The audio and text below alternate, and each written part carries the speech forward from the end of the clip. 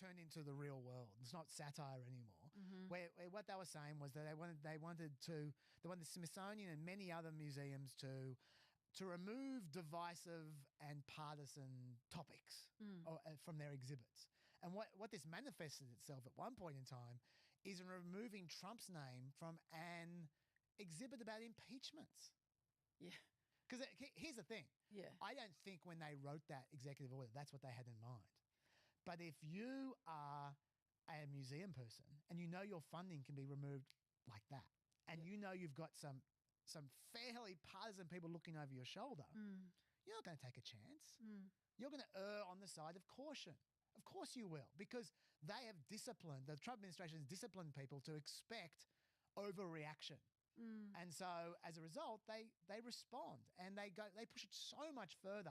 I also don't think Pete Hegseth, the defense secretary, wanted the Enola Gay to be censored. I don't think that was his intention. Yes. But that is the result when you create a culture of fear in the bureaucracy. And it's the clumsiness of it too. Just put in a name, get rid of it, do that kind of destruction. Now, I want to move on to my personal nightmare in a moment. Please. But just quickly, what is the point here?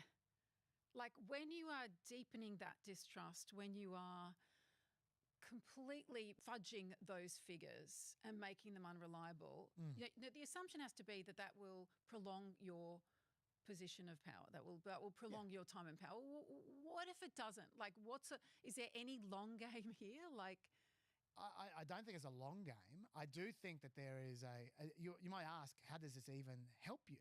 Really? I mean, if you are just turning the entire society into a joke, how does that help any side? How does that help anyone? And the answer is, I think that American politics has become entirely tribal. American politics has become about you identifying with your group of people. And I don't mean group as in like gender or race or anything. I mean your tribe. Your tribe of like the blues or the reds. And that mutates and evolves into constant new fronts of war, of rhetorical war, constant new arguments about this, that, or the other.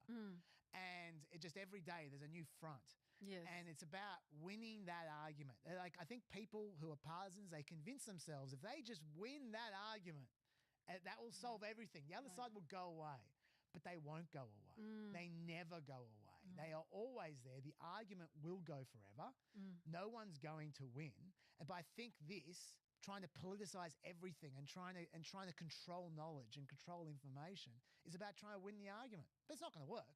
It's just going to ruin society. But I think that is the intention, trying to get an advantage in that argument for that news cycle.